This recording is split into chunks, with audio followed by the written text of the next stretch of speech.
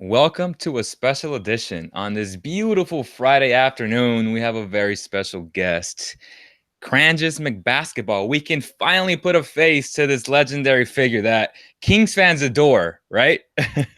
Lots of negative feedback in my mentions on Twitter after the last appearance. So I think this time it'll be a little bit more in your favor. We won't have to rag on De'Aaron Fox, and actually we can do a little catching up on our last discussion because he is taking quite the jump, and I'm on board. I'm with it. It was fun to see.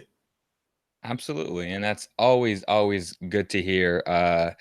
Because sometimes some guys, some of these hot take guys can just live and die with what they say, and they don't care about credibility, and obviously we do. So if we're wrong, we'll admit it, and it's always important to point out certain things with specific data. And talking about data, you are the founder of Bball Index, an awesome website. Talk about it a little bit. Tell us what it offers and how can it improve the knowledge of the recreational fan to a game that we love so much. Yeah, absolutely. It's a site that we launched at the beginning of this past season, and it's been a partnership from the start. There are a lot of great people behind the scenes working on the written content that we have that's very data driven, the analytics models that we have from a gambling standpoint that have been profitable for the NBA season, WNBA season, college basketball. So there's a lot that goes into that. Just the math in general that we try to bring a different perspective to the game. Math isn't new to basketball. There are plenty of stats. Right. We've had box scores forever. What I think we've tried to do a little bit differently and tried to hang our hat on is finding statistics and finding ways to represent stuff and topics that people have been talking about for a while. How good of a perimeter shooter is this player? How good is he one-on-one or with his perimeter defense? Taking, instead of, funky acronyms for different things, try to evaluate skill sets themselves. That's been something that's taken a ton of work, a lot of work, many months put into it. But we've essentially been able to come up with talent grades that we represent with actually, letter grades. So like somebody might get an A in something or a B or a C or whatnot. So I think that's a good way for people, one, to understand what we're evaluating, because it's really simple. Hey, this is how good you are at your post play or your defensive rebounding or your finishing at the rim. That's pretty simple. And then understanding it, having it represented in letter grades and also percentiles makes it really easy to understand. And I think that's really helped us spread the knowledge and take these new concepts to the forefront. And that's what we're hoping to add. There's a ton more data. I can talk forever. We have a ton of stuff on the site. We have a $5 data and tools package that we could talk about later with 22 spreadsheets, I think. Right. So I can take up an hour just explaining what we have at the site, but I'd say that's the top line. One of the more interesting things that's new that we're bringing to the table. Right. So we'll talk about PIPM, POE, and obviously the main component, which is the talent grades, which kind of simplifies it for the recreational fan, because that's how we grew up, right? A, B, C, Ds. So I get it from that standpoint. But when you pull this information and I see, say, an A for Willie Cauley-Stein with roll gravity, how are you creating this data? Like, where are you getting this data from? Is it Synergy Sports? Is it all the scheme? Is it all the film that you guys do? Or how did you combine all this to come up with A, B, or C?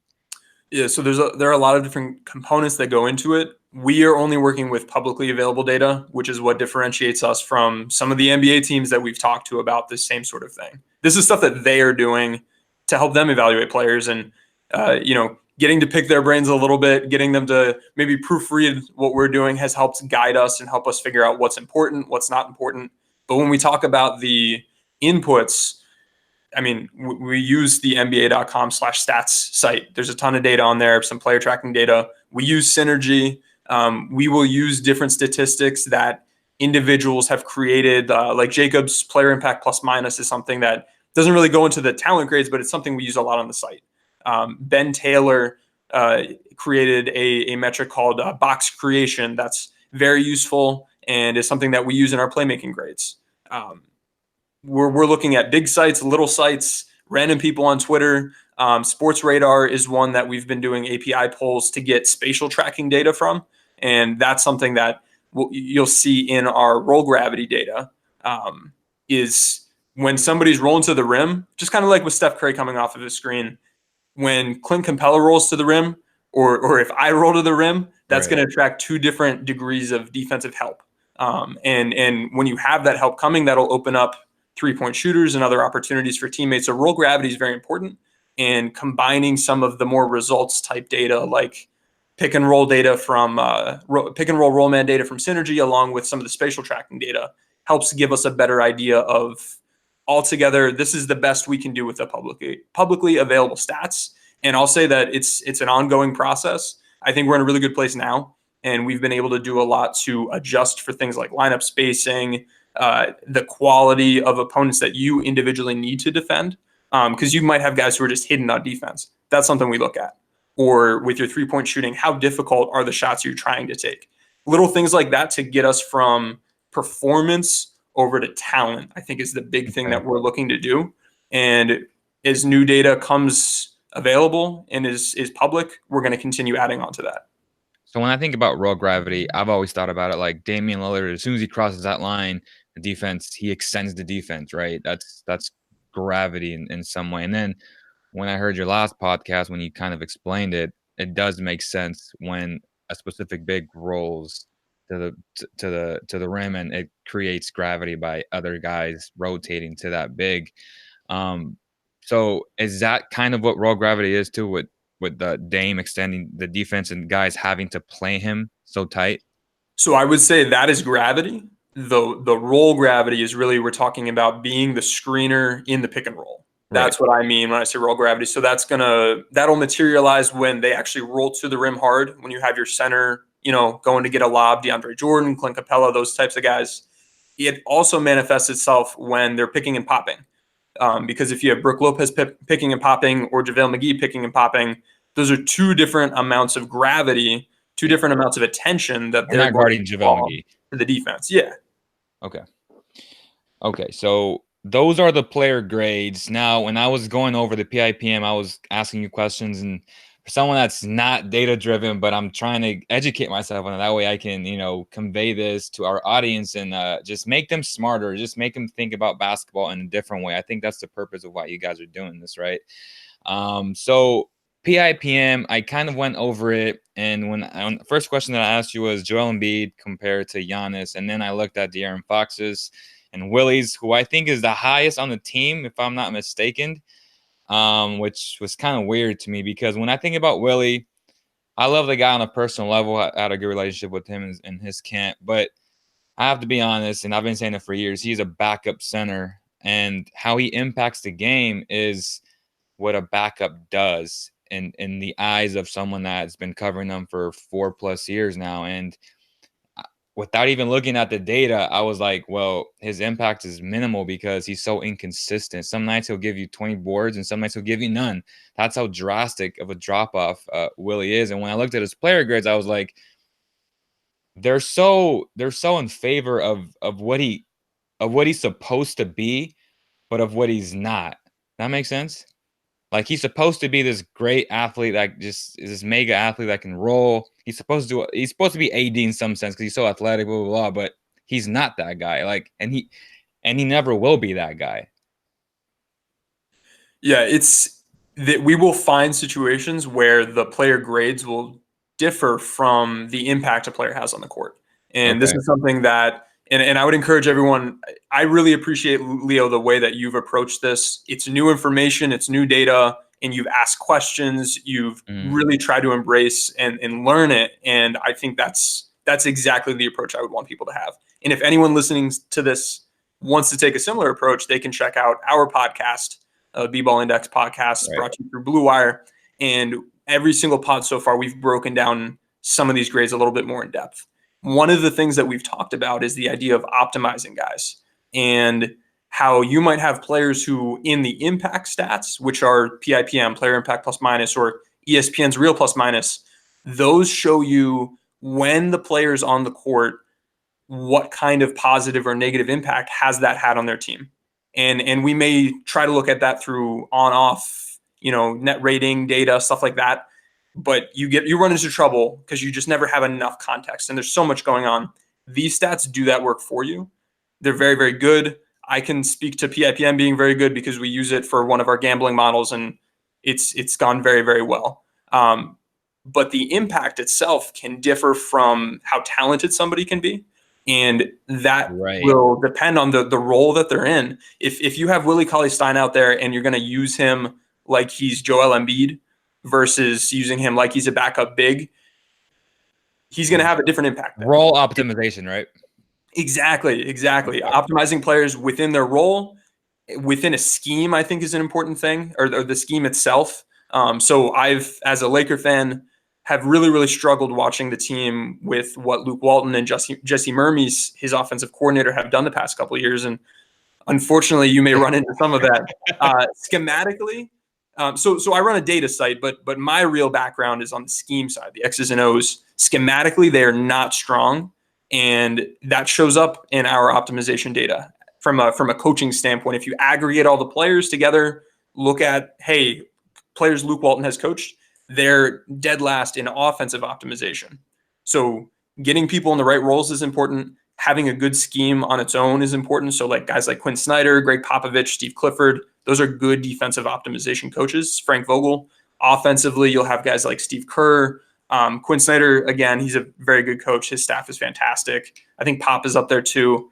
Mike D'Antoni is a great one, and we can talk about him later. But that's where you'll see, hey, this guy might be very talented, but his impact wasn't there. And to me, that screams this is a future breakout guy if you can put him in the right role in the right situation. So as guys are changing teams, one thing that I'm doing now is looking at their player grades, looking at, hey, for their new situation, how has that coach done at optimizing their rosters? And based on those two things, what sort of performance should we expect from this player moving forward? Are they about to break out? Are they about to maybe take a step backward? That's the kind of stuff, and that's why even when the impact stats and the grades disagree, that's not a huge problem in my mind. That's just added context. Right, and it's interesting you say it like that because guys do take steps back, and a lot of it, I think it was a question that I asked in DM was Trevor Ariza. Was it more situation that he was really bad last year, or was it age? Was it we don't know exactly, but we use this data to kind of supplement and give us more answers, right? Is that a good way to approach this? Yeah, every piece of data is a different input. It's just information, honestly. If you're gonna say, hey, I hate data, I'm gonna listen to my eyes. They can agree. It's all different context. It's all different pieces of info. Look at the film, watch the games, grab the impact data, grab the talent grades, look at whatever you want, and paint the best picture altogether that you can. With Ariza, we had somebody who, from 2 years ago to last year, saw a pretty big drop off in his impact defensively. Along with that, we saw a pretty big drop off in his perimeter defensive grade. And I think for him, in the role that he played, that's a pretty important thing. That's something he's relied upon to do. That's kind of his brand. And it kind of fit. The impact dropped as the talent dropped in. And just like you mentioned, age can be a part of that. And something that we've done is take a look at, for each of the 11 skill sets that we've defined, what does the age curve look like? How much does a player on average tend to grow as a perimeter shooter or as a finisher from their age 25 to 26 season, or their age 19 to 20 season, stuff like that. And it differs based on your position. We either look at you as a guard, a wing, or a big, the skill set itself, and then how old you are. So we can look at somebody like Avery Bradley. Or Avery Bradley. Yeah, these are guys who, he's 28. He should be starting to decline a little bit moving forward. About 26 is probably the breaking point where you've really stopped growing, or most players have stopped growing, and then you just slowly start to decline. And the more you age, the faster that acceleration is. Whereas guys like De'Aaron Fox, we can look at him and say, hey, he went from I think it was like a C+ to a B+ right, for his finishing. And this upcoming season, based on his age and his position, we would expect that B+ to become an A- for finishing. So that's a fun piece. That's another tool that's in our data and tools package. You can look at any player, any of the next, I think, 5 or 6 seasons and see, hey, this is where they probably should be from a talent grade standpoint based on the historical data that we have. Man, you said age 26, and it's scaring me because I'm 26 and I just sprained my ankle, man. And like, man, now it makes sense why my decline is coming. I'm not 22 no more, man. Went up for a shot block and came down, rolled it, high ankle sprain level 4, and Oh, I'm geez. I'm walking now. It's 17 days later, but now it makes sense. Damn it. I should have been looking at the damn data a year ago, huh? You hit that breaking point, man. It's all downhill from here. Oh my goodness. So okay, De'Aaron Fox, he took big leaps from year 1 to year 2. Talk about his PIPM and kind of explain what that means and what should we expect from him in year 3. And real fast with what you said about finishing, I feel like without even using data, I would assume that he's going to average at least 20 to 22 points this upcoming year, just on the fact that if he continues to be aggressive, one or two more calls from referees, which he'll probably get, will just by default give him 4 more points, right? Yeah, you would love to see it. And it's the finishing grade isn't just about how effective you are at scoring at the rim, but another piece of it is just getting to the rim itself. And that's a big piece that with his athleticism, he Yeah. should really be able to dominate with. And like you said, when you can get in those types of positions and take those kinds of shots, that's where you're really going to be drawing fouls. So his maturation as a player and his impact and his efficiency will increase as that finishing continues to go up. So having him projected to be an A- guy is that's good news, and I would expect along with that for you to see an uptick in his scoring and in his free throws. All right. So I pulled up De'Aaron Fox in our PIPM Player Finder tool for his rookie year, and I was on your show last year Right. trying to say, hey, this guy's not very good right now. He's not effective at a lot of things. He's not a good shooter. We don't have a great sample of poor shooters that have become, all-star caliber guys. Last year, he was a -4 PIPM guy. So per 100 possessions, his impact on the court would have been, 4 points less than the average. That has risen this year to a plus 1.7, which is just a gigantic jump. That's a 5.7 jump. Wow. That's ridiculous. He's a positive impact guy. But then when we look at his talent grades, just across the board, he's gotten better. His perimeter shooting went from a C- to a B+. That's great.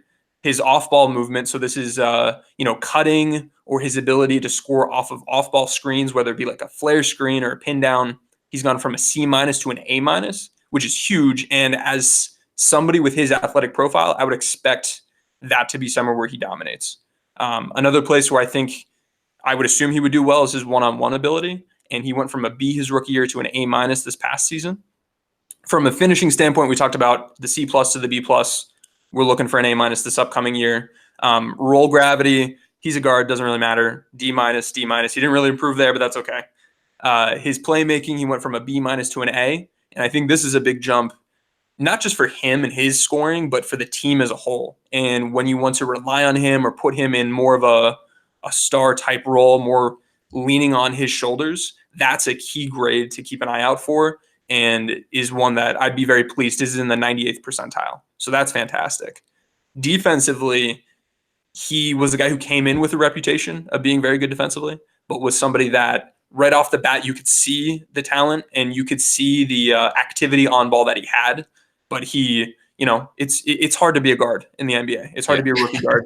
He had C+ perimeter and interior defensive grades his rookie year. Those have increased to B+ and B- for Which is this. surprising to me because I felt like I don't know what the stats are in synergy, but I can't uh, imagine any of the guards on this team being anywhere close to a C+ because they were terrible on the perimeter and they would get beat constantly. So I was shocked when I saw those player grades from them individually. De'Aaron did pretty good. And actually, if we want to filter these grades, and this is another cool thing I love about our data and tools package, you can filter by minutes, you can filter by position, whether it's like point guard, shooting guard, and so on, or guards, bigs, wings, or we have offensive roles. There are 11 offensive roles, and you can say, hey, him versus spot up wings, or him versus primary creators, those types of filters. If we look at some of the Kings guards versus other guards with at least 500 minutes played, De'Aaron Fox goes from a B+ perimeter defensive grade versus everybody to an A- versus guards. But Buddy Hield goes from a C versus everybody to a D- versus guards. So if Wow. you're seeing him getting blown by on the perimeter, that would align pretty well with the Which data. it does. Yeah. Again, it's hard to play. That's why the guys who play both ends are superstars, right? The Paul Georges of the world, the Kawhis, like they Absolutely. have And that. Paul George is the top 3 perimeter defensive guy Right. in our database. Right. So they have this reputation. And De'Aaron Fox, I'll say this: first 3 quarters, he's kind of lackadaisical because he's getting everybody in position. He's playing a high octane role on offense, and I get it; it exerts a lot of energy. But fourth quarter comes, 5 minutes left, he's guarding your best guy because he's quick. He's so quick laterally, and he's so gifted athletically that it makes sense. Do you think that's a recipe for winning, though? Like waiting till like the last 5 minutes to just turn it on? I would prefer the most minutes possible. I don't care if it's the first quarter, fourth quarter. If you're only going to give me 5 good minutes, it's only 5 good minutes. At the end of the day, every minute in a game is worth the same amount. Okay. If right now he's giving you 1 good quarter, let's try to get that to 2. Let's try to get that to 3. It might be difficult, from a physical standpoint, to get him to go from 1 to 4. Right. But the more he can do that, the better off you are. And another thing I think with the perimeter defense to keep an eye out for is activity isn't quite the same as effectiveness. So we might have guys. Avery Bradley's a great example. Klay Thompson's a great example. Iman Shumpert's a great example. He's on ball. They're pests. They're jumping around. You notice it, and the announcers notice it, and they mention it every single time, and they create these perceptions. That's not the same as consistently being in the right position. And when we talk about perimeter defense, so much of it is just about being in between your guy and the basket. And if you can stay in front and you can contest a shot, you've done your job. Off ball, it's the same sort of thing. If you can be in the right position, if you can help correctly, and you have the right IQ of how to get around screens, that's super valuable. But that's not stuff that the announcers tend to notice or talk about, and they're not running around smacking at the ball that way. So perimeter defense is so hard to assess watching games live because so much of it just isn't where the ball is. So that would be my word of caution if somebody were to look at our perimeter defensive grades, which I think are fantastic. They've got guys like Marcus Smart, Drew Holiday, Lonzo Ball's up there. Those guys are clampers. In my eyes, those guys will clamp you down. Like those are the guys who I think are elite defenders. And when we talk about Lonzo, he's not a guy that's up in your face as much. He's just always in the right position. And away from the ball, he's very good instinctually at jumping the passing lanes. And it seems like he never gets burned when he does it. So those are the types of guys that are at the top. If we talk about some of the bigs, Thaddeus Young, Draymond Green, PJ Tucker, those are some of the top perimeter defensive bigs. So I love the stat. I love that it adjusts for, the context of who your teammates are, who the opponents are, and who specifically your matchup is. I think that's super valuable, and I would highly encourage people to take a look at this. Defense for years and years has been so hard to assess with public data, but I think we've put forth our best effort, and I think it's some of the best stuff out there if you want to really assess how good of a defender somebody is. Okay, so going back to the PIPM, so there in your spreadsheet there is a sidebar that says career PIPM, offensively, defensively in red and blue, and then career wins added, and that's where I was confused because then on the other box it gives you like a wins added scale and then seasons. Can you kind of explain that and how each number fits and where, like if De'Aaron's at minus, I don't know, 1.2. Does he get a point for being a starter, an all-star, or is that really like you have to be an all-star to have a point under an all-star or MVP or whatever? Great question. So the way that this works is we look at your PIPM, your player impact plus minus. This is your impact. That's a per 100 possession stat. So you can have, if Giannis is at a +5 and I don't know, David Nwaba is at a +5. Maybe their impact is the same, but one of those guys is playing a lot more than the other one. So the aggregate impact, because they're playing a lot more, will be higher. And that will result in a higher career wins added. I think a question we talked about in DMs was, Embiid and Giannis. Giannis had a little bit lower of a PIPM, but he had more career wins added. And that's because over that span of time, he's just played more. He's been more healthy. I think he may just have more years in the league. So that's why That's where that comes into play. Now, the way we kind of grade out these different seasons for a player will be that we look at the wins added for an individual season and we say, hey, if you are from a 1.8 to an 8.1, that is the starter level, expectation for wins added. If you're above an 8.1, between 8.1 and 10, that's about an all-star. 10 to 15 about is all NBA. We have, thresholds for MVP candidates, just literally the best player. Then we go in the other direction. We have role player, bench player, and replacement level guys. So go over a guy like DeMarcus Cousins. I was looking at his and the career wins added. Because I don't understand it very well yet, seemed at first instance kind of inflated since he never won much with the Kings. That makes sense. And then he really hasn't won ever, if you really think about it. So kind of like, why is his career wins added so high in comparison to his career PIPM?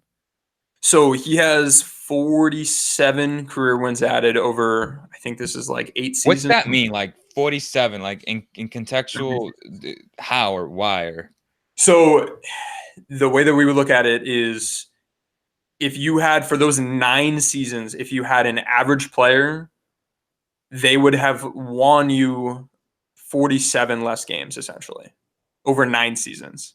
So it's about four wins a year is the pace that he's on overall. So would you agree that the difference between Boogie Cousins and, I don't know, some average guy, some replacement level player would be 4 wins in a year? Does that seem fair? So between DeMarcus and Willie? Sure. Yeah, that's about right. Yeah. So that's how so the career wins added. Divide 47 times by 9. Yeah, 47 divided by 9, 18, 29, 46. So if you were at a 4-win added pace per year, that'd be about 46, and he's at 47. So he makes your team 4 wins better. On average, yeah. Now, if we break down each of the seasons, each individual season, each individual season's wins added will be a little bit different. And that'll be based on his PIPM. And if you're looking at the chart right now, he had a couple very, very high seasons, and then he started to drop off in 2016, 2017. It got worse in 2017, 2018, and even worse in 2018, 2019. All still positive, but he wasn't the same caliber of guy. Now, if we were to categorize each of those 9 seasons, he has 3 where he was an all-star caliber guy from an impact standpoint. And again, that's looking at his PIPM impact and his minutes played to come up with an aggregate total. This is the impact you had. 3 years were all-star, 4 as the starter, and 2 were role player caliber seasons. And I would assume those are some of his first seasons in the league.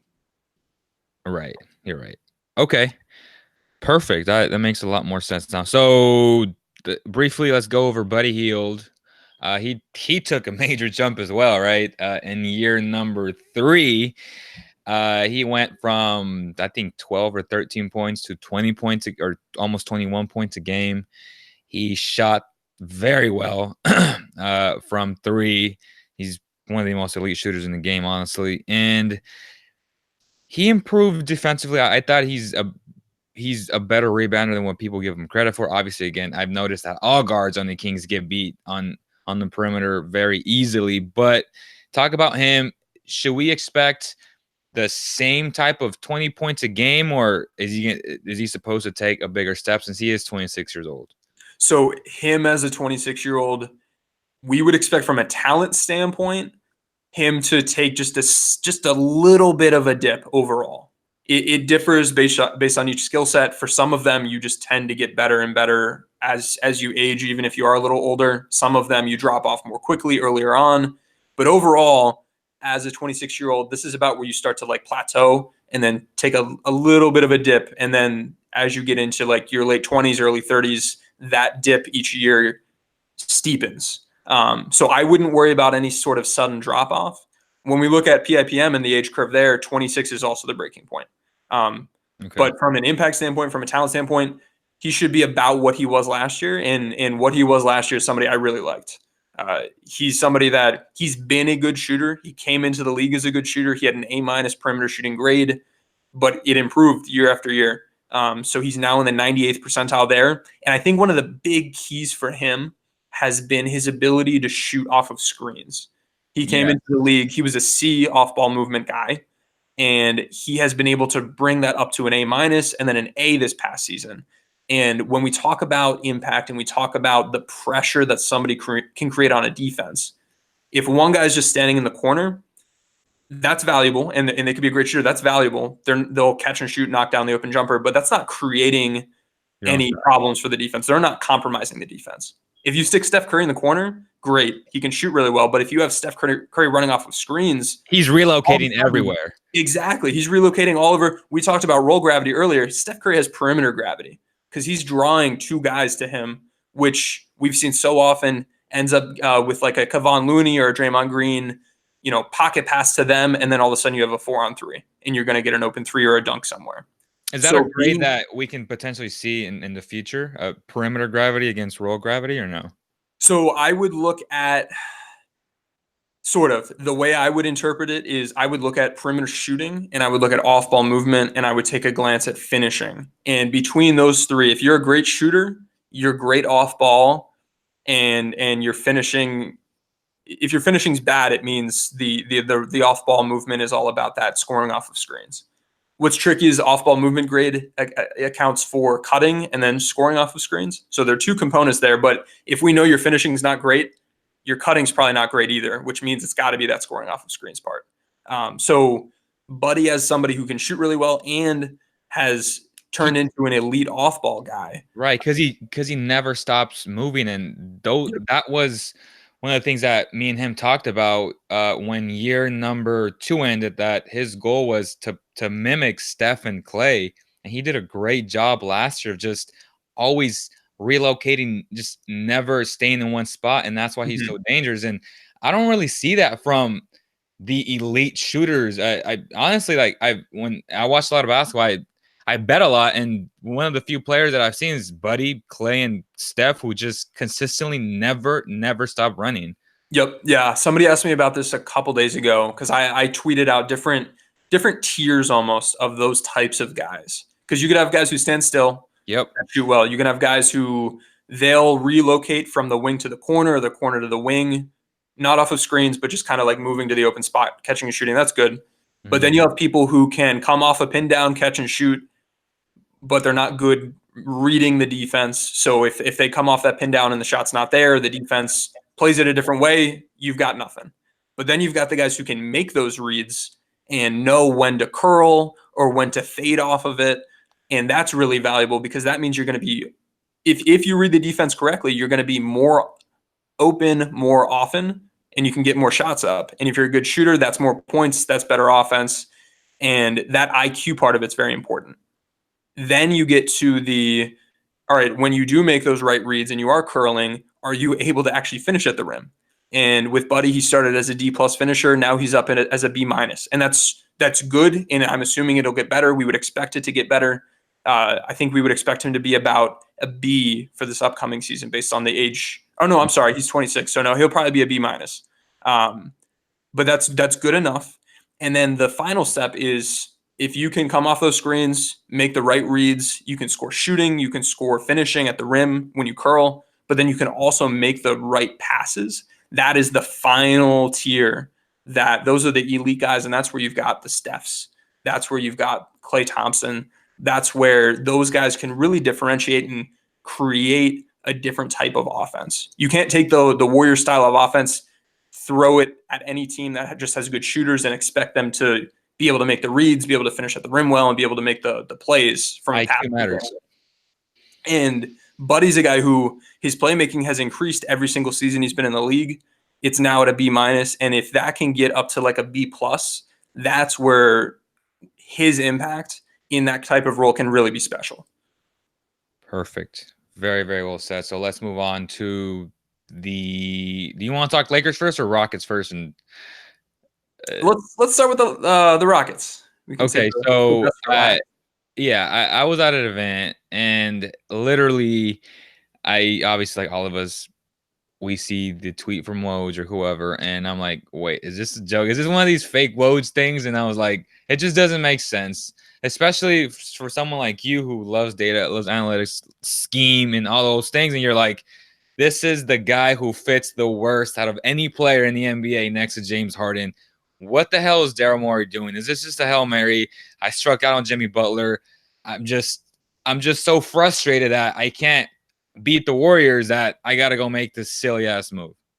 Yeah, right? I don't like the move. I think at a high level, you can say, oh well, Russ defends well. He's aggressive. He can Does let he though? I Harden mean, play off the ball. We can get into that. This is what I'm saying. The perception is right perception. they've done He's it in an the okay past. defender. We've just got to try something different. We can't keep running back the same duo. They gave up picks in this too, which is rough. That's why I mean I love it for OKC. The Chris Paul's not going to make a big impact because they're not going to be competing. So the added value from a title standpoint really isn't there, but they've got picks from it, and that's good. And if they can flip him, even better. But in terms of Russ fitting with Houston, it's like you said, it's not a good fit. Houston, we know what they do. Their roster's about the same. When we talked about offensive optimization earlier and putting guys in the right positions, Houston has a lot of players who aren't very talented offensively, but they're good at like one or two things. Mm-hmm. And they have done an excellent job making sure that the volume of touches in their offense are with the couple guys who can really handle the ball and make decisions and score an ISO.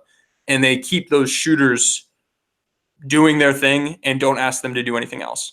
And because of that, they've ended up being, I think, Mike D'Antoni's the number one offensive optimization coach in our database because he is making the most out of what he's got because he doesn't have a whole lot in those role players. They put him in the right positions to succeed. But I guess what I'm trying to say is if you try to change this offense around or just, I mean, there may be opportunities, but if you just gave them you roll the dice and gave them a generic NBA offense, it's probably performing worse than it has in the past, which is why I don't like it when people, crap on them for their analytics usage. It's not that it doesn't work. It's that they've gotten the most out of what they have, and it's just not enough. But when you put Russ into that, what is he going to do on ball? He's probably going to isolate a lot. Yeah. And his one-on-one grades the past 6 seasons were an A-, B, B-, C+, a C. And now with his age in the growth curves, we expect a C- this upcoming season. So I do not want high volume of a C- one-on-one guy. And then if we look at his pick and roll scoring, just from his synergy play type data, his efficiency went from 71st percentile, then dropped to 62nd percentile to 38th percentile this past season. So he's declining. It's expected. He's getting older. He's a guy, if you were to ask me of any point guard, who is the type of guy that should decline the most, the quickest because of age and because of the way they play, Russ is one of those guys. He relies on his athleticism a ton. He hasn't been a good shooter. He's now a C- perimeter shooter, which doesn't help him off ball when he's playing along with Harden. But I don't know. It's just not a good fit. There's a way to use Russ well, and the way I would expect Houston to use him isn't the right fit. And from Houston's standpoint, having a second star that fits with what they want to do looked like Chris Paul from a couple of years ago. Chris Paul's just gotten older. He doesn't quite have it anymore in some of those same areas. He's still a better fit. But he's still a better fit. Lead at those couple things anymore. And Russ is a big step down in terms of fit with what they like to do. So I have concerns on ball, off ball. It's an interesting situation. As a Laker fan, I love it because I think Houston's worse now. Exactly. The Kings, I love it too. It's like perfect. But just hypothetically speaking, role optimization, should the Rockets now use Russ, knowing what they know about Russ, knowing that he's not a good shooter, etc., should they use him more on ball and have Harden kind of take a step back for this to work and be more the elite shooter he is when he is open? That makes sense, like using him in a different role. Yeah, so the way I like to do this, and I'm a guy who I'm a scheme guy. I draw plays. Right. I work with teams on this. I love working with coaches, high school, college, AAU. I like to look at these for NBA. I like to look at the player grades and say, hey, if this is these are the building blocks we have, what role fits this best? So for Russell Westbrook, You still have a good finisher, A minus. You have an A playmaker. You have a B off-ball movement guy, and we know most of that's cutting because the shooting quite isn't there. So what can we do to put him in positions to be cutting, getting to the rim, and in a playmaking spot? And we know he's not as effective as a pick and roll player anymore. So I would be looking for him to be, if he's off ball, screening for guys and then cutting to the rim, or I want him running off He's not of doing that. yeah, I want him running off of like dribble pitches or dribble handoff, Chicago action. What else? Allen Iverson cuts, different things to get him going downhill without as much of a worry about, hey, the defense can just play this a certain way to force him to shoot. If you can find ways to get him downhill, kind of like, honestly, as a Laker fan, these aren't the same players, but Brandon Ingram hasn't been a great shooter. And the way I've thought about optimizing him well is like, how do you get him downhill? Because that's where he's good. Take that similar approach. But he's 6'11" though, and he's so versatile in like different areas. You know what I mean? It's just different. He is. But if you can get Russell Westbrook opportunities to, he can still play make really well. So you can still have the ball in his hands, but you just want to take away the defense's ability to say, hey, you have to shoot. Or just, throw him out there and let him isolate. If you can avoid those two things and give him opportunities with the ball in his hands to get downhill, that's what I would be trying to do. And there are a bunch of different schematic ways to do that. And I tried to mention a couple of them, but I'm interested to see what Houston will do because they haven't done a whole lot of that sort of thing in the past. Right. It's gonna be interesting, man. And again, I feel like they got worse, and Oklahoma is an extra spot that the Lakers or Kings can take advantage of in this upcoming season. Real quick before we talk Lakers and Clippers, what did you think overall about Marvin Bagley and his game coming into the season, being a Duke superstar, to seeing what he did and what you may project in a year or two? Also, in comparison to guys like who I love, Jaren Jackson. I think he's better than Aiden, but Jaren Jackson to me was just the prized big in the draft. Yeah, I wasn't a big fan of Bagley. I didn't do a whole ton of scouting, but I looked at the data. His college PIPM on the defensive end was very negative, and that's not good. And hey, if you want to see college PIPM data, that's also in our $5 data and tools package. There it is. And actually, you can use the promo code Cowbell, and you can get 15% off your first month. Boom.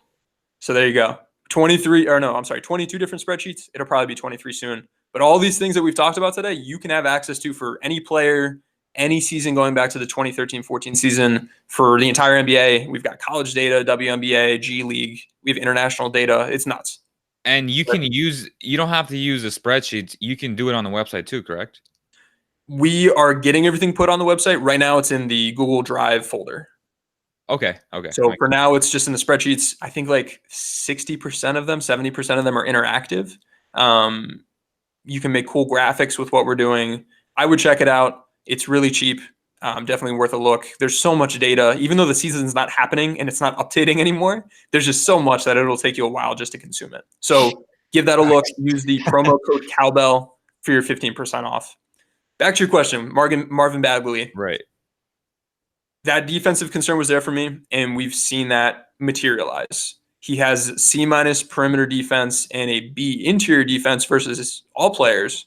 But if we are to compare him to bigs, his interior defense goes from a B to a D+ versus bigs with 500+ minutes played. So he's not a great, help side. He's not going to run over and block your shots.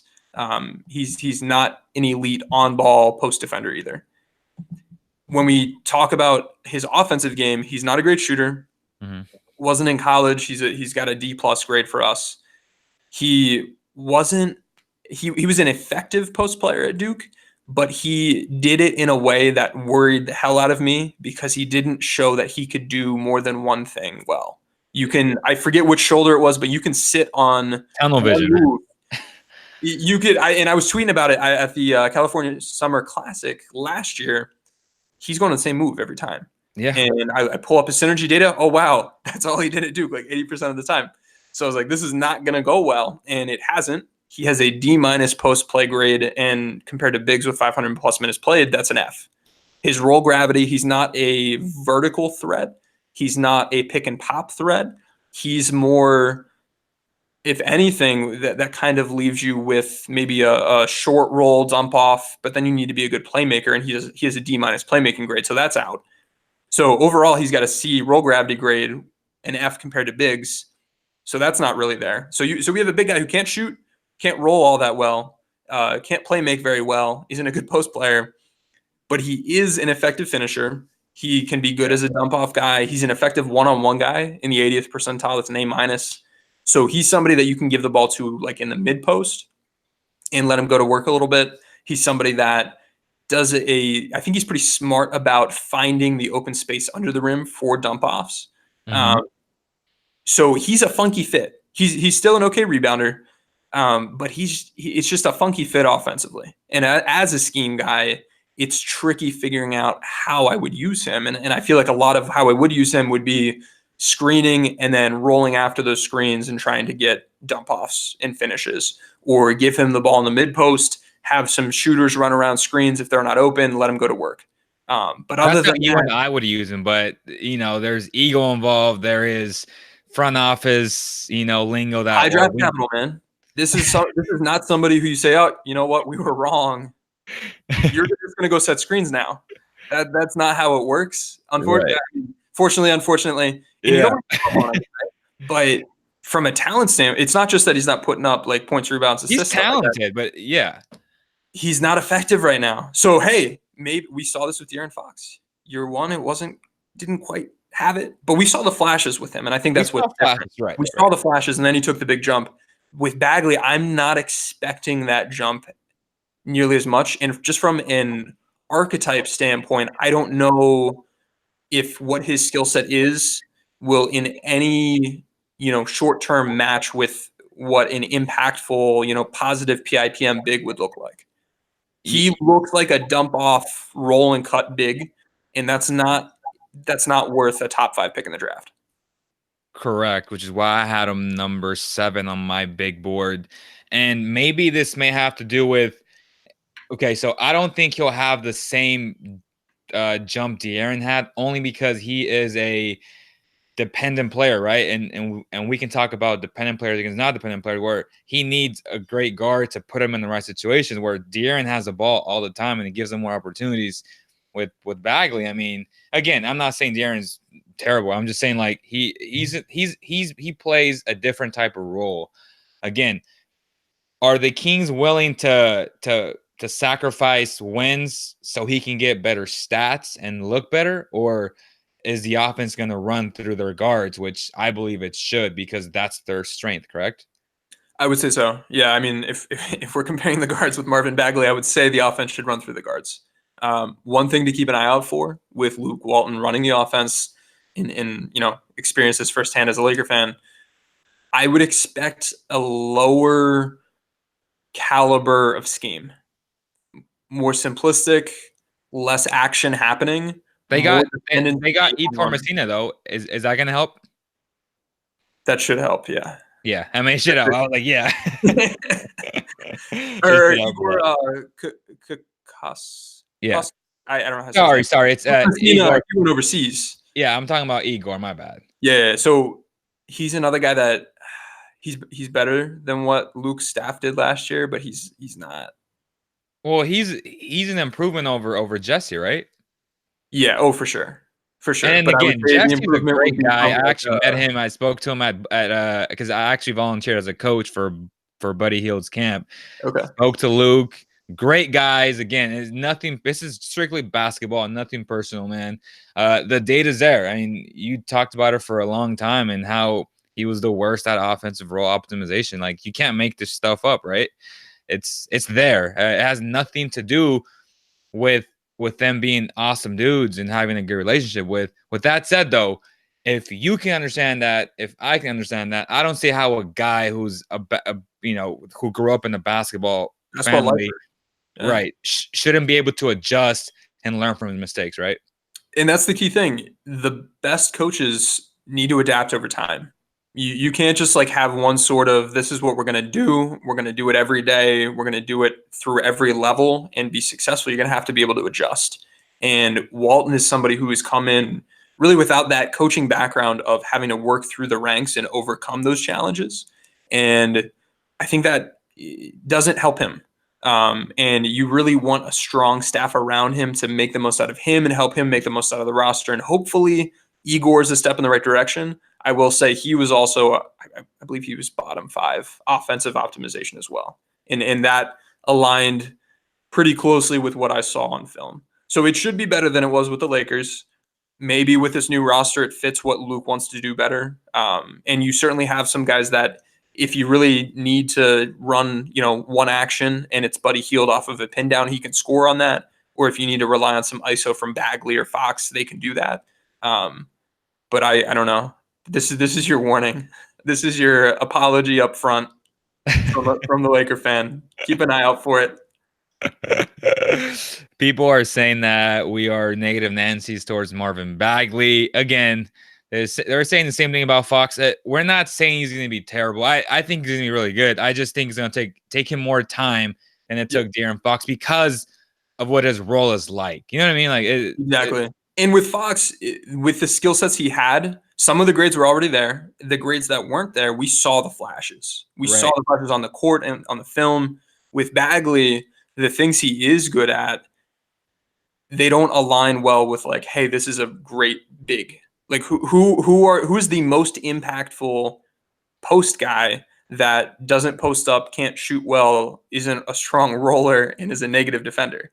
It's not a good archetype. So he's still young, he'll grow, he'll get better, but it might take a while. And then explain to Kings fans, when you say a negative defender, people, again, perception, just like Russ, he's a good defender. He's not.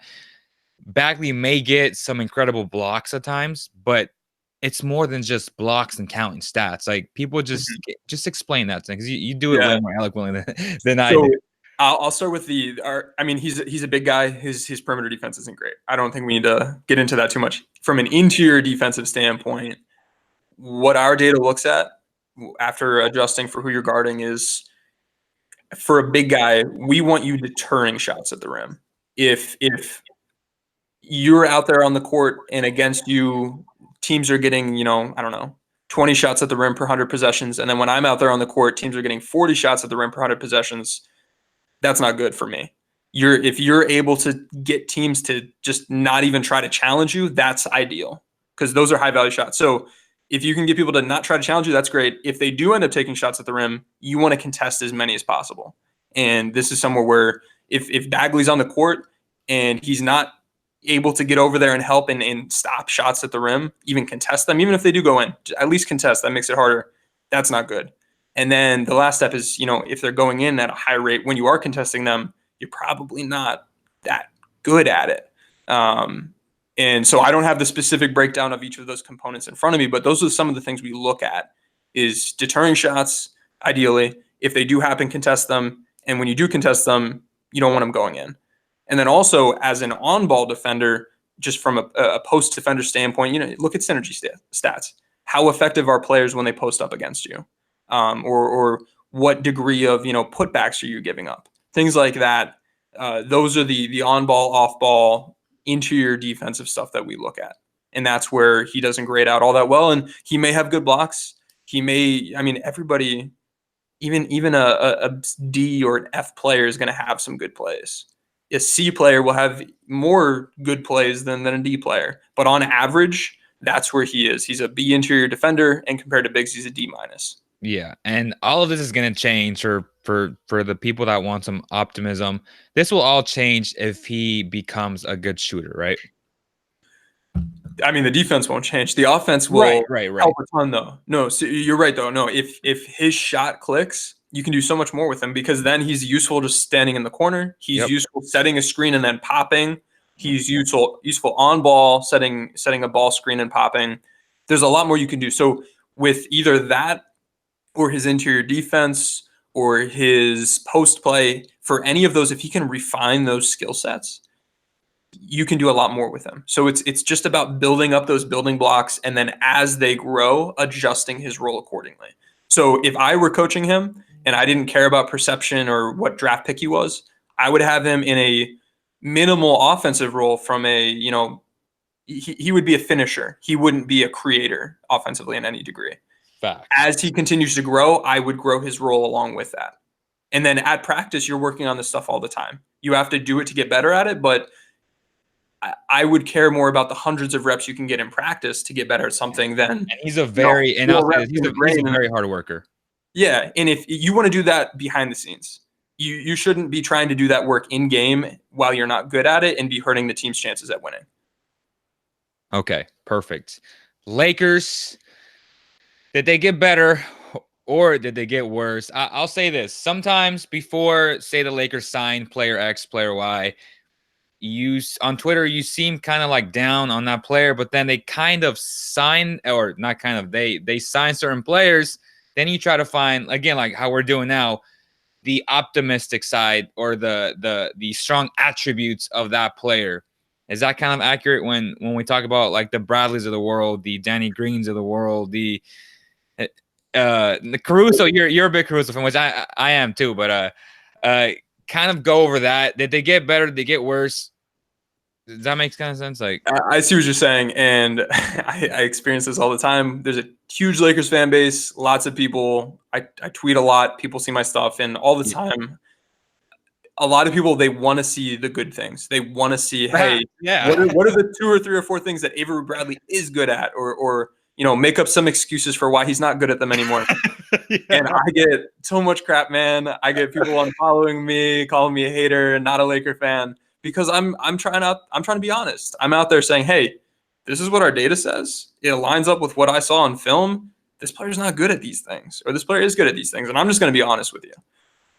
Looking at what they did this offseason, I'm going to miss the guys that they traded away. You grow attached to these dudes, man. When you're going through a rebuild, and the Kings fans, you can feel what we felt, where you've got De'Aaron Fox and Buddy Hield. These are guys that you're working your way up. You're winning more games every season. If you just ship them all out for some new player, they can be very good, but just emotionally, it's a little draining because they weren't part of that journey. So from that standpoint, the Lakers, I mean, they did end up losing some good players. Lonzo Ball's a good player. He's getting better. Brandon Ingram is close to breaking out. But they brought in Anthony Davis, man. And Anthony Davis is really good at basketball. And there, you can make the argument they have 2 of the top 6, 5, 10, somewhere between 5 and 10 players in the league. Yeah.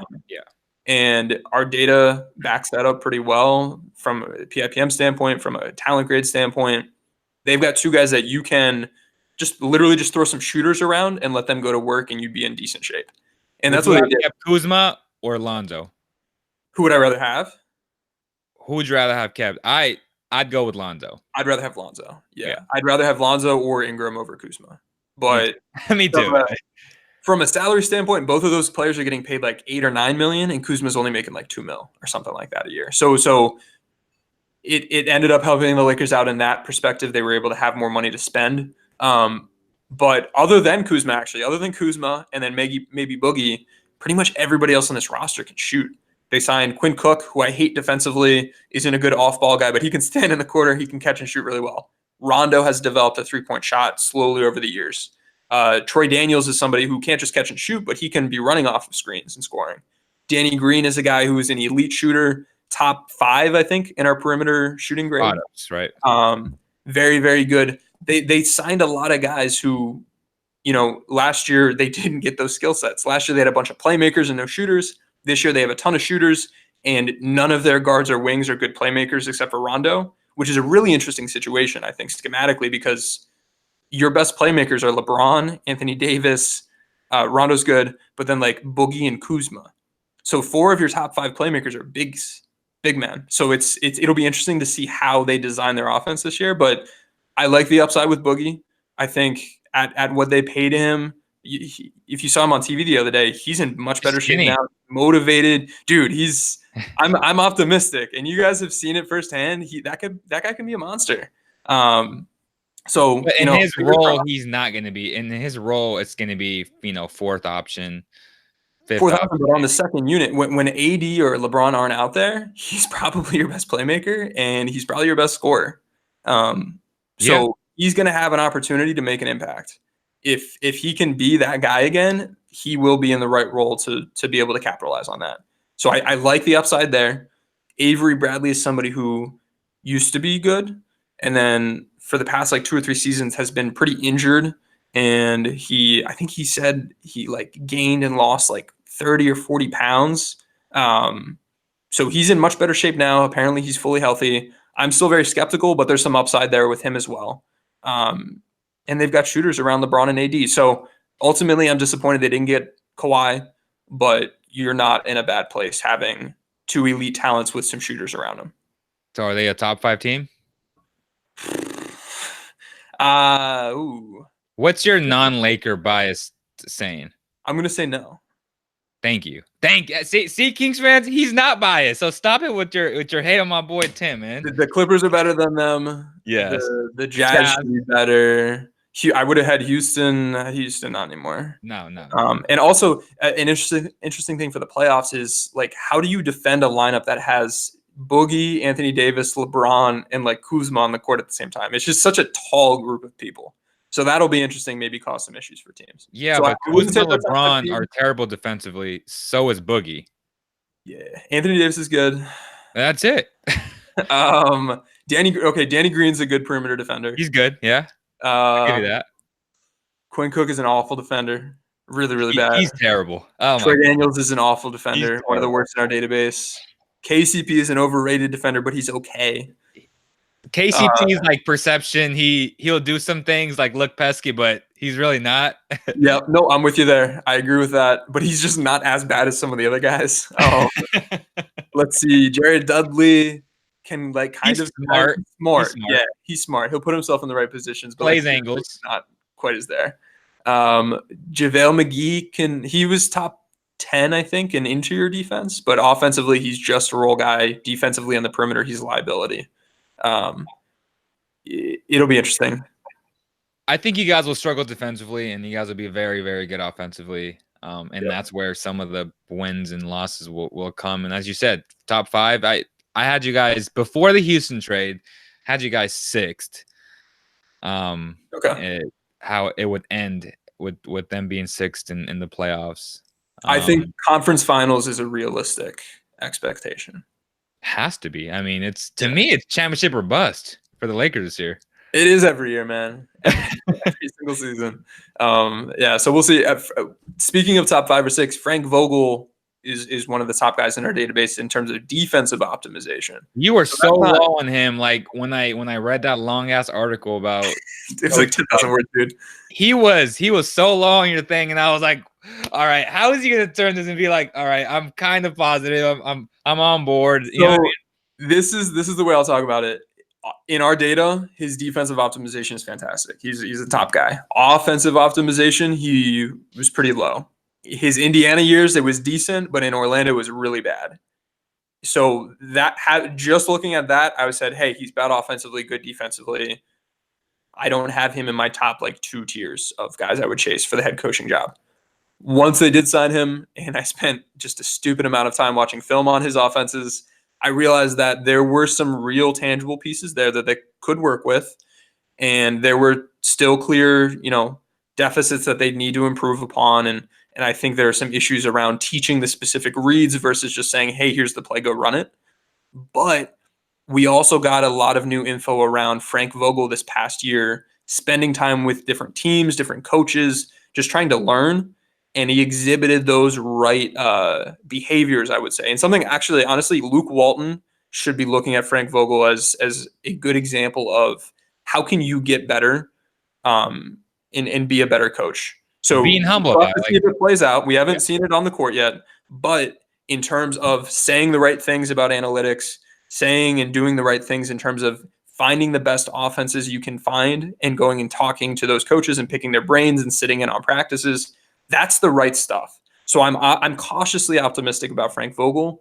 And worst case scenario, I think it's not. Your floor is pretty high when you have LeBron and Anthony Davis and some shooters. So worst case scenario, I think they'll be okay. But if he really is making the improvements that I think he has a chance to make, I am optimistic about what they can do offensively. And with the talent they have, they should still be a top 5 or 10 team anyway, offensively. Correct. So Clipper talk real fast. After making those awesome moves. I have him number one in the West. Would you agree? Yeah, I would agree with that. I love the roster they have. Their bench pieces are very good. They're the best coached team in Los Angeles. They're the best run franchise in Los Angeles. And we saw in LA and New York, both of the little brother teams that are coached better and run better had Yeah. seasons, dude. So good for them. It'll be interesting watching the Clippers this year. I want to see how they use Kawhi and Paul George together. But I think their skill sets actually match really well. So, yeah, number one. Sorry, I can go and go. But yeah, to answer your question, I have him number one. Are you gonna play NBA 2K a lot? Oh yeah, I was earlier today. I'm out there with I had to delete my franchise that had Kawhi on it. I had to delete my franchise that had Jimmy on it. But yeah. Okay, so we both agree that they're going to be super deep. We agree that the Jazz are super deep. So this is my list from 1 to 8. Let me know if you agree, disagree. I have the Clippers 1, Jazz 2, Denver 3, Houston 4 before the trade. That's going to change. Portland 5. So I would swap Portland at 4. I would put the Lakers at 5. Man, I don't know what to think of Houston, honestly. I had the Kings at 7 and the Golden State at 8. Houston's like, I don't even know if they'll make the playoffs. I don't know where to. Yeah, I would have Houston down towards the bottom of that list. Yeah, like to me, if they make it, they'd be an 8 seed, honestly. Yeah. I want to push back on Portland and the Lakers, but at the same time, those teams matching up against each other. Portland added their second. They have like 2 starting centers right now, with Whiteside and Nurkic. They got better. They'll be able to match up with the Lakers bigs, but the Lakers guards will not be able to match up with their guards. No. So that worries me. And they got Bazemore, right? They got homeboy from Spain. He's like 6'8". I'm pulling up homeboy from Spain in my database, and I'm not finding it. Yeah, he played for Barcelona. Okay. Hezonja. Mario Hezonja. Oh, okay. Yeah, Super Mario. Yeah. Okay. My guy from Barcelona. So they got Hezonja, they got Bazemore, they kept Hood. They got the kid from North Carolina. Who else did they get? Oh, it's another year of Simons, who I love. I think they got better, man. I think so too. And it's hard looking at each of these teams, and a lot of them you're like, oh wow, I think they did get better. And then you look at like our win projections for them this year versus the games they won last year, and it's like, man, everybody got better towards like a ton of teams got better, so it's hard to project that. But yeah, I'd agree with you. I would say that the Lakers have enough upside to be as high as the 3 or 4 seed, but I wouldn't. I agree. I would project them behind Denver at 4. That's what I'll say. Based on star power, yeah. And that's if AD doesn't get hurt, if LeBron's age doesn't catch up to him. I would agree with you. So I think that's going to do it, man. Just real quick, what type of projects should we look for forward on bballindex.com in the near? It's going to be kind of a spell, I would say, for the next month before we get rocking and rolling again, right? Yeah, we get into a little bit of a dead period.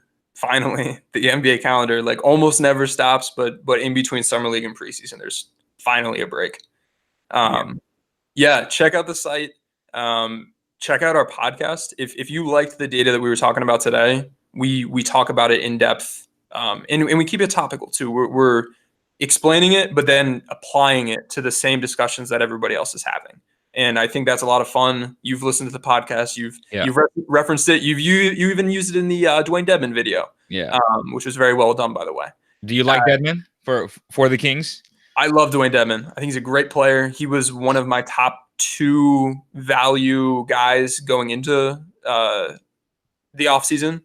I think you guys paid him enough money that he wasn't as much of a value, but I still really love him as a player. Yeah, well, actually, the 3rd year, they can get out of it by paying him $1 million. So it's partially guaranteed. So it's really a 2-year contract. Gotcha. Okay, that helps a little bit. But still, like the money per year is just, it's higher than I think a lot of people were. But if you're the Kings, you have to front load money, and I'm okay with it because it's short-term money, and that money comes back to you anyway. So yeah, I'm okay with overpaying guys on short-term deals, not long, not like Chris Paul type deals or Russell Westbrook type deals, but definitely these short-term deals. Yeah, no, dude, Devin's great. Check out the video that you guys did on that. You break it down very well. You even have literally the audio from our podcast breaking him down as well. So I don't need to talk about him a lot, but we love him. Our grades love him. He's a very good basketball player. And it's funny because we record a lot of the games, and when I went back into my archives on my hard drive, and I'm like, do I have film of him when the Hawks came into town? I'm like, oh shit, I do have some film of him, and that's when I used it when you guys were talking about it, because I got kind of lazy. I'm like, I don't feel like doing more graphics on this. I did so many graphics as it was on that video. But yeah, man, we appreciate your time. If it was too long, we apologize. But for all the people that listen to this on iTunes, make sure to subscribe to the Bball Index website and use their awesome grades. It's only $5 a month. You guys, it's one less coffee a month for you guys. So make sure to hit out my boy Tim. Yeah, one less coffee a month, and you'll win every argument you have online. Lots of great data. The grades are on there. PIPM, the database is on there. One thing that I love about PIPM versus ESPN's Real Plus Minus is with ours, you can filter it by specific games. You can filter it by years in the playoffs. We have it going back decades. So check that out. You can see what like Magic Johnson's PIPM was, stuff like that. We have the optimization ratings. We have we didn't talk about this, but player development ratings. You can see which coaches develop players the best. Luke Walton was the #1 defensive player development coach in our database. Oh, wow. He doesn't show me how to use that, 'cause I have no idea where that's at. But the player development is really good. Yeah, I'll have to show it to you later. Those are on there. Dude, there's a ton of stuff. They're like 22 spreadsheets. Oh, he was #1 in developing defensive players? I believe so. I'm pretty sure. Do a video on that now. It was either 1 or 2, but I'm pretty sure it was #1. Yeah, they do a good job of developing guys defensively. Offensively, not as much. Optimization wise, not great on either end, but from a player development standpoint, on defense, he's very good. So maybe that's hope for Buddy Hield. Yes, and again, you know, me being a lot closer to Buddy now, he's working very hard, and that's one of his priorities, playing very good defense. He bulked up, and who knows, man? Like he may shock some people this upcoming year. It's going to be a big year because the money is coming up for him, and he's looking to get $100 million, and I don't blame him. Like, I'd be looking for $100 million too. Absolutely, yeah. So lots of hope for him. I honestly, dude, I'm a fan of the Kings roster, and I think there's a lot of exciting basketball ahead. I will drop the link that I have a tweet thread breaking down all the 22 spreadsheets on Twitter in a tweet thread. I'll put that in the link in the tweet underneath this. I'll put a link to purchase the $5 package. You can get 15% off if you use the discount code Cowbell. So go ahead and do that now and have a lot of fun. Reach out if you have any questions and follow me on Twitter. I'm at Tim_NBA. There it is, guys. Thank you guys so much. Make sure to drop a nice review if you guys enjoyed this conversation. We'll see you guys on the next one.